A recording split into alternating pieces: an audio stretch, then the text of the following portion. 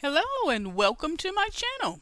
Today I'm going to discuss how to fix the interparameter value error that is commonly seen when running queries in Microsoft Access.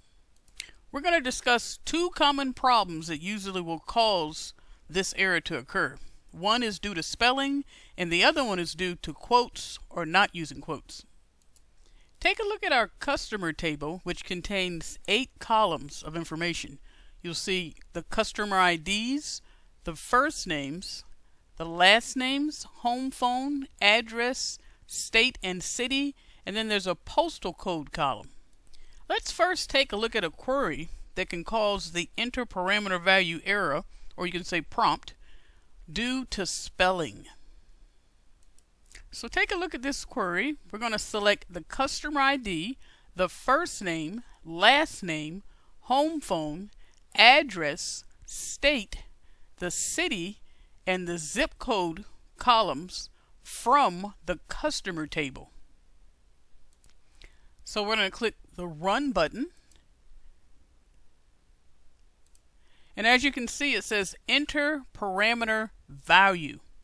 Now whenever you get this particular prompt to come up and you're wondering what the problem is, usually the name of the column in the box is the one that has the problem.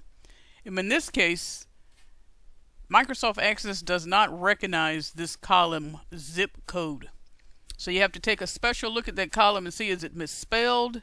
Is it not in the database? Should there be a space? But something is wrong with that column.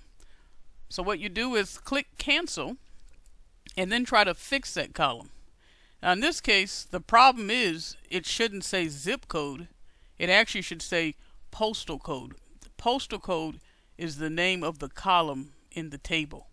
And the name of the column in the table must match the same name that you specify in your query. So now we'll click Run and it should open the table. And as you can see, the table is opened, and here you'll see that column, postal code.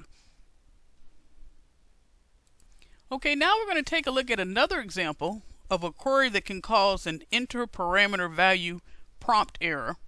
And it is usually due to either you're using quotes and you don't need quotes, or you need to use quotes.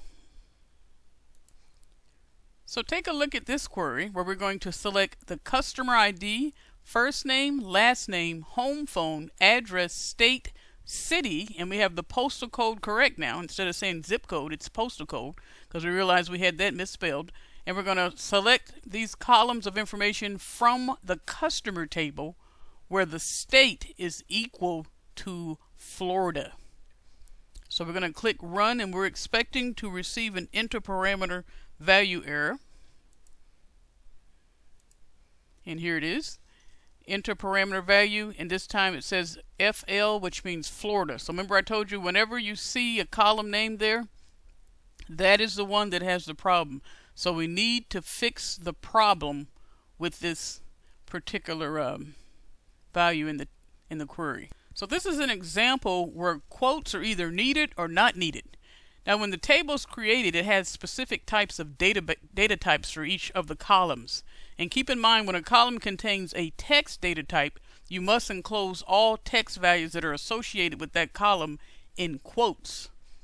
And if it has a number data type, then you don't need quotes for that one. So we're going to click Cancel and just check to see if that state column may have a text data type.